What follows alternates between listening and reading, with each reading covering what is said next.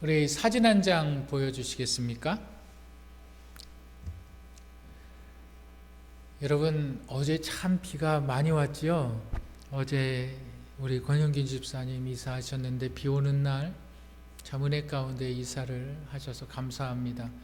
여러분, 저 지역은 며칠 전에 대전에 내렸던 그 피해 지역입니다. 어제도 비가 많이 왔는데 대전 그 세종 지역에 시간당 80에서 100mm의 그 폭우가 쏟아져서 그 어느 지역이냐면 그 대전 서구 정림동에 있는 아파트 단지가 저렇게 물에다 잠겨버렸어요.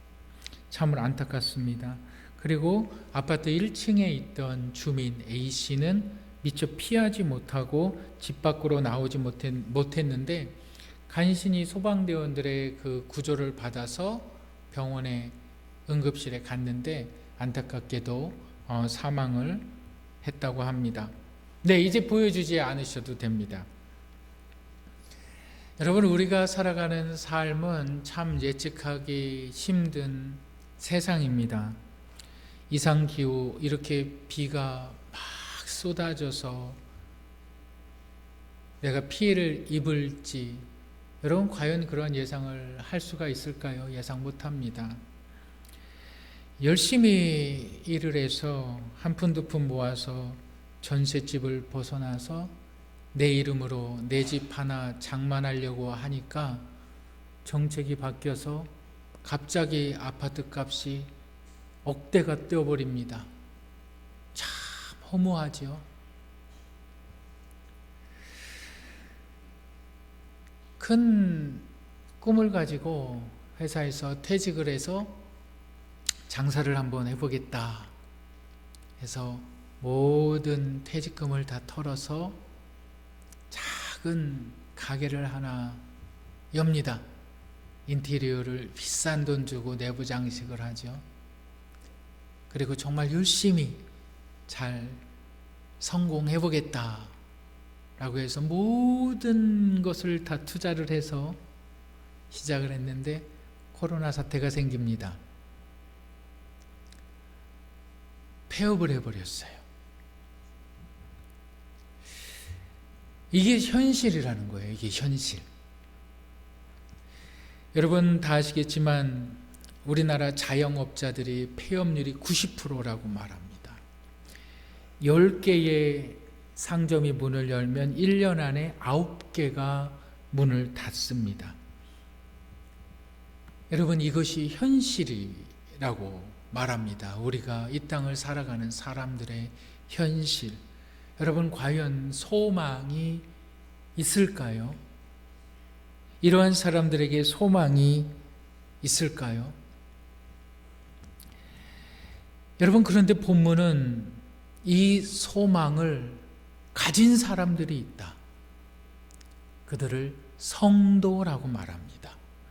성도는 소망을 가진 자들이다. 오늘 본문이 그것을 이야기하고 있습니다. 오늘 저와 여러분들이 함께 나눌 말씀의 제목은 성도의 소망입니다. 여러분, 우리가 사전에 보면 소망이라는 것을 어떻게 정의하냐면 무언가 내가 바라고 기대하는 것이 이루어지는 생각, 이것을 소망이라고 말을 합니다. 그런데 신약 성경에서 말하는 소망, 특별히 본문에서 말하는 소망은 그 뜻이 아닙니다. 본문에서 말하는 소망은 긍정적인 기대감을 이야기합니다.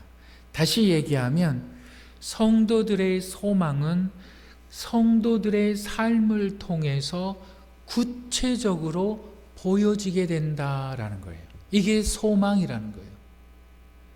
다시 얘기할까요? 본문에서 말하는 소망은 성도들의 삶을 통해서 구체적으로 보여지게 되는 것, 그것이 본문에서 말하는 소망이라는 것입니다. 여러분, 오늘 증거되어진 말씀을 통해서 여러분들의 소망이 구체적으로 보여지시기를 주님의 이름으로 축복합니다.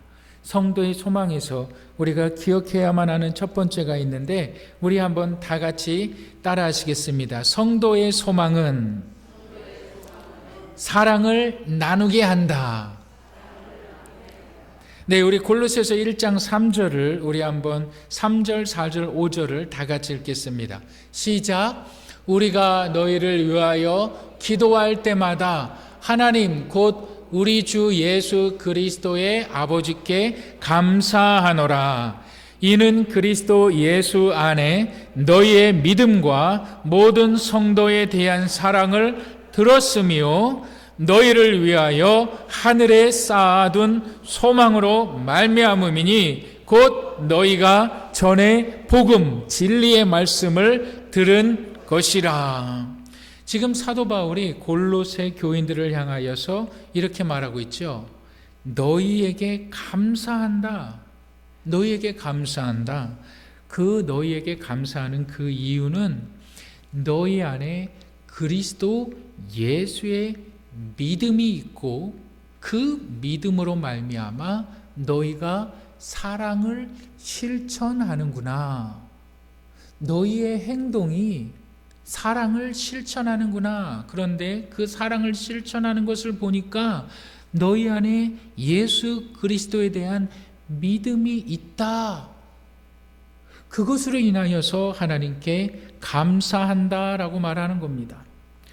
그리고 사도 바울이 좀 더 구체적으로 얘기하는 것은 너희가 사랑 가운데 행동하는 그 이유는 바로 하늘의 소망이, 하늘에 쌓아둔 소망이 있기 때문이다. 다시 얘기하면 이 하늘에 쌓아둔 소망이 너희가 사랑을 실천하게끔 한다라는 말입니다. 우리 골로새서 1장 5절을 다시 한번 읽겠습니다.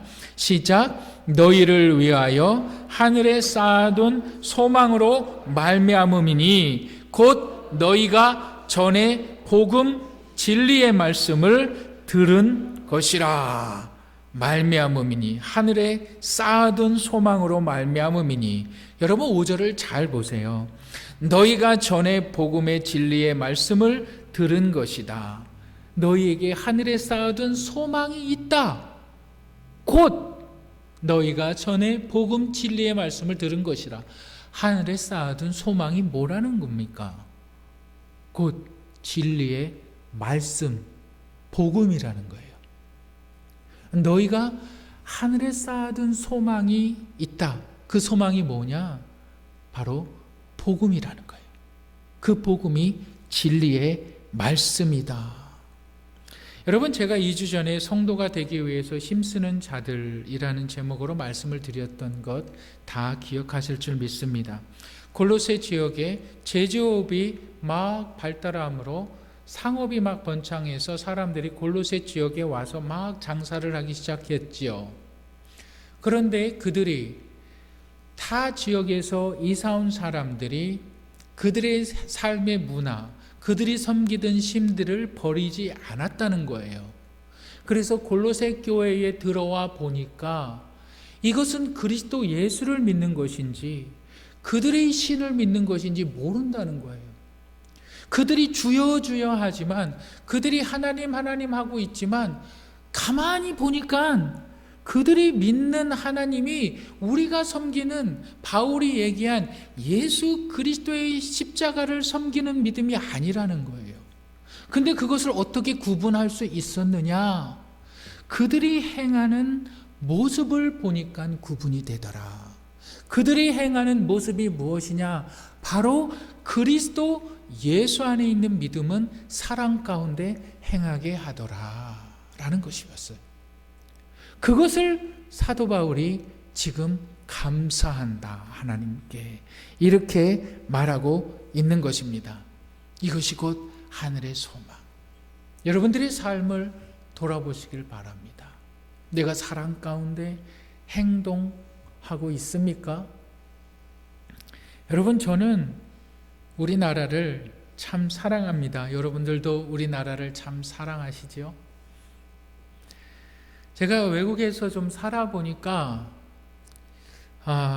내 나라가 얼마나 소중하고 내 나라가 얼마나 귀중한가를 알겠더라고요. 한국에서 살 때는 잘 모르겠어요. 그냥 뭐 누가 옳으니 누가 틀리니 막 정당 싸움하고 그러는 것들이 별로 중요한 이슈가 되지 않았는데, 외국에 나가서 살아보니까 내 나라가 이렇게 소중하구나, 내 나라가 이렇게 귀하구나 라는 것을 참 피부로 체험하게 됐습니다. 그런데 오늘 우리나라의 상황을 보면 참으로 이 나라의 미래가 암담해지는 것을 느끼게 됩니다.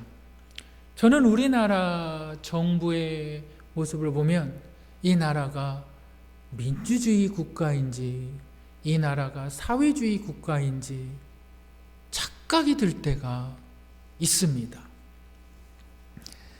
국가가 교회를 통치하는 모습을 보게 됩니다.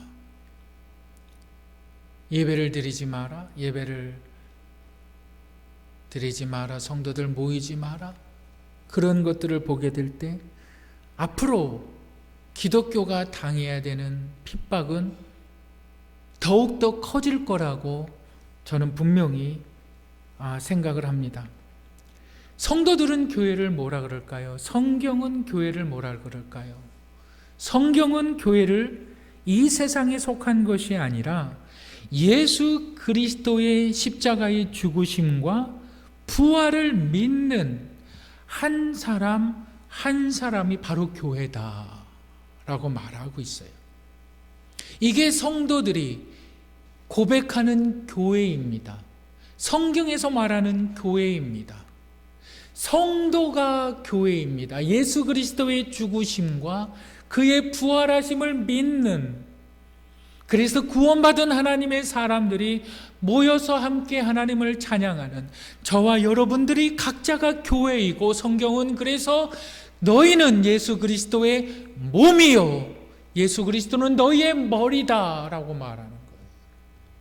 이게 교회입니다. 그런데 정부는 성도들이 성경에서 말하는 교회가, 성경에서 말하는 교회를 정의하고 있는 그것을 정부는 동의를 하고 있지 않습니다. 정부는 교회를 생각할 때 비영리 단체라고 생각을 합니다.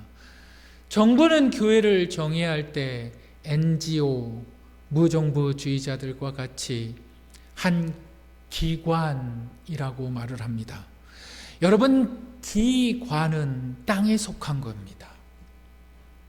성도는 기관이 아닙니다. 성도는 하늘에 속한 자들입니다. 어느 날 기독교의 박해가 심해져서 교회 건물들이 몰수당하고 성경이 불태워지고, 여러분 수요 성경 강좌에 참석하시기 바랍니다. 하나님 말씀을 배우시기 바랍니다. 말씀을 배우시기 바라요. 여러분 절대 기본적인 것, 하나님에 대해서 내가 아는 만큼 믿는다는 사실을 여러분 잊지 마시길 바랍니다. 여러분, 성경이 불태워지는 시대가 없었을까요? 있었습니다. 기독교가 핍박당하던 시대가 없었을까요? 있었습니다. 여러분, 수없이 기독교가 핍박을 당할 때, 정부로부터 핍박을 당할 때, 어떠한 권력으로부터 핍박을 당할 때 기독교는 항상 4가지 방법을 취해왔습니다. 그 중에 3가지 방법은 더욱더 기독교를 파탄케 했습니다. 그러나 한 가지 방법은 오늘까지 기독교를 이어오게 한 방법이 있습니다. 여러분, 기독교가 핍박을 당할 때 어떠한 방법을 택했을까요? 첫 번째는 도피였습니다. 기독교를 핍박할 때 사람들은 도피합니다. 내가 이 지역을 떠나서, 경기도가 기독교를 핍박합니다. 경기도에 사는 교회들이 이제 전라도로 옮겨갑니다. 이제 경상도로 옮겨갑니다. 대전으로 옮겨갑니다. 서울로 옮겨갑니다. 도피였습니다. 여러분, 그런데 이 도피하는 것은, 기독교를 핍박하는 세력은 항상 악의 세력이다라고 생각을 했기 때문에 악의 세력과는 절대 교류할 수 없다. 항상 도피를 했습니다. 여러분, 두 번째 기독교의 방법이 무엇일까요? 바로 저항이었습니다. 막 저항, 투쟁으로 반응합니다. 정부의 정책에 적극적으로 반대하는 태도를 취했습니다. 여러분, 이 또한 교회를 파멸로 이끌어갔습니다. 정부의 힘에 아무리 반항을 해도, 저항을 해도 그 힘과 힘대로 싸워서 정부를 이길 수가 없습니다. 더욱더 기독교를 파멸로 몰고 갔습니다. 세 번째 방법은 어떠한 방법이냐? 자기 방어였습니다. 기독교 세력들을 모으는 거예요. 기독교 세력들을 모아서 스스로의 힘을 갖자. 여러분, TV 보면 기독교인들이 막 모이는 거 여러분 보시죠? 그게 뭐냐면 자기 방어예요. 자기 방어. 여러분, 절대 그러한 모임에 동조하지 마시길 바랍니다. 그것은 기독교 세력이 아니라 또 다른 정당일 뿐이에요. 정치 정당일 뿐이에요. 정치 정당으로 기독교가 보호받았던 역사가 없습니다. 마지막 세력은 뭘까요? 어떻게 했을까요? 이것이 기독교를 오늘날까지 지키고 왔습니다. 십자가 신학이에요. 십자가 신학이에요. 마가복음 8장 34절에 누구든지 나를 따라오려거든 자기를 부인하고 자기 십자가를 지고 나를 따를 것이다. 여러분은 환경에 상관없이 하나님의 은혜를 깨달은 자들은 그 믿음을 지켜 나가는 것입니다. 정부에 박해가 있어요. 어려움이 있어요. 어려움을 당하면서 내 신앙을 지켜 나아가는 거예요. 이게 십자가 신학이에요. 그 가운데에서 어려움이 있고 박해가 옵니다. 그 가운데에서 사랑을 실천하는 거예요. 그 가운데에서 여러분, 정부의 어떠한 박해가 와서 내가 도망가거나 내가 저항하거나 내가 자기 방어를 하는 것이 아니라 내 있는 그 자리에서 사랑을 실천하는 거예요. 내 있는 그 자리에서 성도를 돌아보는 거예요. 내 있는 그 자리에서 서로 격려하는 거예요. 내 있는 그 자리에서 힘들지, 힘내, 아프지, 괴롭지, 나와 함께 식사 한번 하지, 내가 밥 한번 사줄게. 내 있는 그 자리에서 빛과 소금의 역할을 감당하는 거예요. 그것을 통해서 하나님을 기쁘게 해드리는 거예요. 하나님이 보호해야 성도가 보호받는 거예요. 정당이 성도들을 보호하는 거 아니에요. 여러분, 어떠한 세력들이 성도들을 보호하는 거 절대 아니에요. 하나님을 기쁘게 하면 하나님이 우리를 지키시고 우리의 신앙을 지키시고 우리의 믿음을 지키시고 우리를 그분의 품 가운데 인도하신다는 사실을 여러분 믿으시기를 주님의 이름으로 축복합니다. 여러분, 이것이 성도들의 삶인 거예요. 이것이 성도들의 사랑이었다는 거예요. 여러분, 이것이 십자가예요. 여러분, 예수 그리스도께서 힘이 없으셔서 빌라도 법정에서 고난을 당하셨습니까? 예수 그리스도께서 힘이 없으셔서 포승줄에 묶여서 끌려가셨습니까? 당해야 되는 거예요. 그렇게 당해야 되는 거예요. 여러분, 성도의 소망은 사랑에 있습니다. 성도의 소망은 이 사랑을 실천하고 이 사랑을 나누는 것에 있습니다. 나를 싫어하는 사람, 나를 적대하는 사람. 여러분, 저는 이 나라가 참 좋아요. 이 나라를 위해서 여러분 기도하시길 바랍니다. 이 나라가 잘못된 방향으로 가는 이유는 교회가 잘못했기 때문이에요. 여러분들의 가정이 잘못되고 여러분들의 자녀들이 믿음을 갖지 않는 것은 여러분들의 믿음이 잘못됐기 때문이에요. 책임을 지시기를 바랍니다. 이 나라에 대한 책임을 지시고 내 가정에 대한 책임을 지시기를 바랍니다.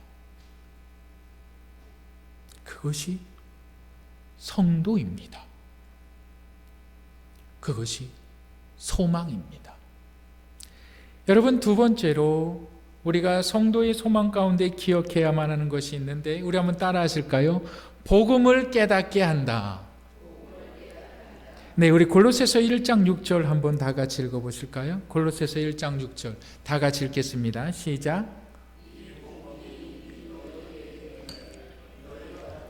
참으로 하나님의 은혜를 깨달은 날부터 너희 중에서와 같이 또한 온 천하에서도 열매 맺어 자라게 하는도다. 자라는도다.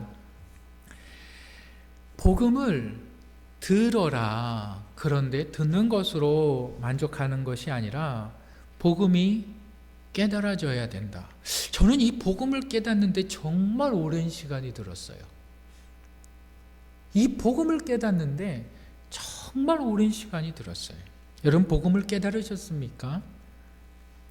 하나님의 은혜를 뭐라 그랬죠?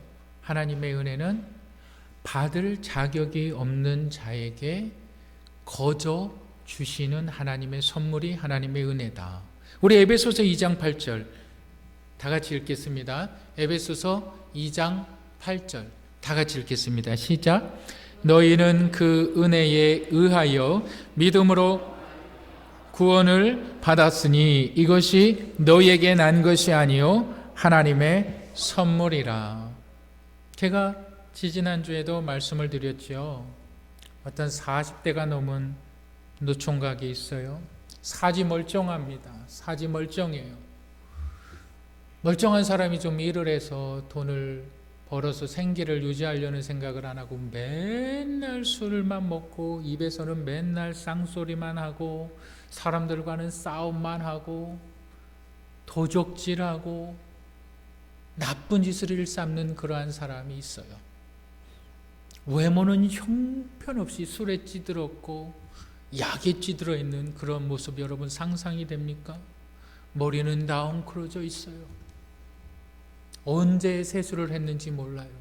그 더러운 모습이 여러분 상상되어집니까? 한 여자가 있습니다. 한 여자. 20대에 너무나도 아름답고 키도 늘씬하고 어쩜 그렇게 외모가 아름다운지 외모에서 빛이 납니다. 가정은 얼마나 좋은지요. 부모의 성품들은 얼마나 좋은지 부모의 성품을 닮아서 말하는 소리가 정말 은쟁반에 굴러가는 옥구슬과 같은 그 소리를 냅니다. 학식과 지식과 성품이 다 뛰어납니다. 어느 날 그 20대 여자가 40대 그 사람에게 시집을 갑니다. 그때 우리 이렇게 말합니다. 받을 자격이 없는 저 남자가 어떻게 저런 여자랑 결혼을 할 수 있느냐? 그것을 은혜라고 말씀을 드렸습니다. 예수 그리스도, 여러분 그 은혜를 발견하십니까? 여러분들의 삶에 있어서 정말 소중한 것이 있잖아요. 지난주에 말씀을 드렸죠.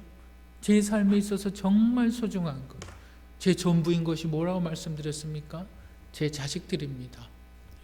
여러분들의 자녀가 여러분들의 삶의 전부이지 않습니까? 그 자녀를 지키기 위해서 여러분 어떻게 합니까? 보호하기 위해서 어떻게 합니까? 예수 그리스도는 하나님에게 있어서 전부였다는 거예요. 전부. 그러니까 그 아들을 내어주셨다는 것은 하나님께서 전부를 내어주셨다는 거예요. 전부를 내어주셨다. 여러분들의 전부를 범죄자를 위해서 내어줄 수가 있겠습니까?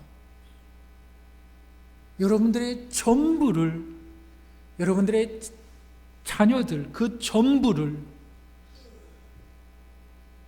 저 집도 없고 길거리를 돌아다니는 마약쟁이한테 여러분들의 전부를 내어줄 수가 있겠습니까? 하나님이 그렇게 하셨다고요. 그 전부를 내어주셨다고요. 여러분, 이게 말이 됩니까? 이게 어떻게 우리의 이성으로 이해가 될 수 있을까요? 여러분, 기독교, 여러분 신앙이 어떻게 이성으로 이해가 될 수 있을까요? 우리 로마서 한번 찾아보실까요? 로마서 8장 31절, 32절 다 같이 읽겠습니다. 시작. 그런즉 이 일에 대하여 우리가 무슨 말 하리요? 만일 하나님이 우리를 위하시면 누가 우리를 대적하리요?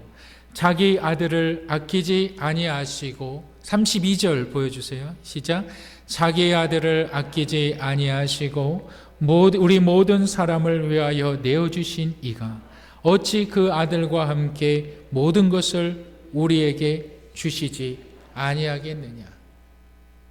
하나님의 전부를 내어주셨는데, 예수 그리스도를 내어주셨는데, 그분이 어떤 분이에요? 하나님의 전부. 그 전부를 성경은 뭐라고 표현하고 있습니까? 요한복음 3장 16절 다 같이 읽겠습니다. 시작. 하나님이 세상을 이처럼 사랑하사 독생자, 뭐라고요? 여기서 그 전부를 독생자, 전부라는 말이에요. 전부. 여러분들의 전부를 드릴 수 있습니까? 하나님이 독생자를 주셨기 때문에, 그 독생자는 하나님의 전부이기 때문에 그를 믿으면 멸망하지 않는 당연한 하나님의 약속이 주어지는 거예요. 그 전부를 깨닫지 못하는 거예요, 사람들이. 하나님의 은혜가 예수 그리스도 안에 있음을 발견하지 못하는 거예요. 그 전부를 주셨으니, 하나님께서 그 전부를 주신 이유가 뭐예요? 하나님께서 그 전부를 주신 이유가 뭐예요? 요한복음 3장 17절, 우리 3장 18절 다 같이 읽겠습니다. 시작. 하나님이 그 아들을 세상에 보내신 것은 세상을 심판하려 하심이 아니요 그로 말미암아 세상이 구원을 받게 하려. 왜 전부를 주셨을까요? 세상, 바로 여러분들을 구원하기 위해서 그 전부를 주셨다는. 우리 17절, 우리 3장 18절 다 같이 읽겠습니다. 시작. 그를 믿는 자는 심판을 받지 아니하는 것이요 믿지 아니하는 자는 하나님의 독생자의 이름을 믿지 아니함으로 벌써 심판을 받은 것이니라. 당연한 결론. 하나님의 전부를 줬는데 네가 이 예수를 믿지 않는다? 이 예수를, 너를 위해서 주어진 이 하나님의 놀라운 말도 안 되는 이 사랑을 네가 믿지 않는다? 너에게는 당연히 멸망밖에 없다. 그러나 이 아들을, 예수 그리스도를 믿는다? 정말 당신이 나의 구원자이십니다. 그러면 어떤 결과가 이루어집니까? 우리 요한복음 3장 36절 다 같이 읽겠습니다. 3장 36절 읽겠습니다. 시작. 아들을 믿는 자에게는 영생이 있고 아들을 순종하지 아니하는 자는 영생을 보지 못하고 도리어 하나님의 진노가 그 위에 머물러 있느니라. 여러분, 이것을 깨달으시기를 주님의 이름으로 축복합니다. 너희가 복음을 들었느냐? 듣는 것은 나의 의지적으로, 나의 이성적인 판단과 나의 생각으로 듣는 것이지만 깨닫는 작용은 성령의 역사입니다. 성령의 역사는 지난주에도 수요일에도 말씀드렸듯이 어느 때든지 주의 말씀 가운데 역사가 일어나는 거예요. 내 경험으로 역사가 일어나는 것이 아니에요. 하나님의 들었던 말씀이 내 안에서 깨달아지는 거예요. 그것이 성령의 역사인 거예요. 성령의 역사는 말씀을 깨닫게 하는 거예요. 복음을 듣고 깨달은 날부터 그것이 하늘에 쌓아둔 너희의 소망이다 이거예요. 이 소망이 있는 자들은 행동하게 된다. 사랑을 행동으로 보여주게 된다. 그 사랑하는 행동 하나를 보니까 저 사람을 통해서 정말 하늘의 소망이 보인다라는 말이에요. 여러분, 복음을 보여주시는 분들이 되시기를 주님의 이름으로 축복합니다. 그것이 성도의 소망이에요. 시장조사 전문기업인 그 엠브레인 트렌드 모니터가 있어요. 엠브레인 트렌드 모니터라는 그 회사가 전국에서 1000명 성인 남녀 대상으로 현대인의 정신건강에 관한 인식조사를 했는데 그 연령층을 살펴보니까 만 19세에서 59세 사이, 만 19세에서 59세 사이에 있는 성인 남녀 그 1000명을 대상으로 조사를 했는데 그 조사의 주제가 뭐냐면 현대인의 정신건강. 그런데 그 전체 응답자 중에 76.4%가 자신의 삶이 정말 불행하다 이렇게 대답을 했습니다. 그런데 이것이 매년 실시가 되는데 점점 그 데이터가 자신의 삶이 불행하다고 느끼는 사람들이 더욱더 많아진다는 거예요. 과학이 발달하고 사람들의 수명은 연장되어져 가고 있는데 정신건강에 대해서 현대인의 정신건강에서 물어보니까 100세를 살면 뭐하냐? 100세를 살아가는 사람들의 삶이 내 삶은 한 번도 기쁨이 없었다. 나는 정말 불행하다. 200살을 살면 뭐예요? 한 번도 기쁨이 없다는 거예요. 한 번도. 내 삶이 정말 불행하다는 거예요. 내가 돈이 있으면 뭐예요? 내 삶이 불행하다고 생각을 하는데 내 삶이 불행하다. 대부분의 사람들이 그렇게 생각합니다. 여러분, 뭐가 없다는 거예요? 여러분들이 정말 불행한 분들입니까? 우리는 그럴 수 없어요. 왜요? 하늘에 쌓아둔 소망이 있기 때문에. 비가 와서 홍수가 나도 피해를 당해도 우리는 하늘에 쌓아둔 소망이 있기 때문에 우리는 불행할 수가 없어요. 이것이 본문이 말씀하고 있는 거예요. 여러분, 이 소망이 있는 자들은 세상에서 빛과 소금의 역할을 감당합니다. 내 성도를 사랑하시길 바랍니다. 내 가족을 사랑하시길 바랍니다. 나와 함께 신앙생활을 하시는 분들을 잘 대해 주시길 바랍니다. 그 작은 행동 하나하나를 통해서 여러분들이 하늘에 쌓아둔 소망은 구체적으로 보여진다는 사실을, 더욱더 분명하게 드러난다는 사실을 오늘 성경이 가르쳐주고 있습니다. 이 말씀을 통해서 여러분들의 하루하루가 감사함으로 살아가시는 분들이 되시기를 주님의 이름으로 축복합니다.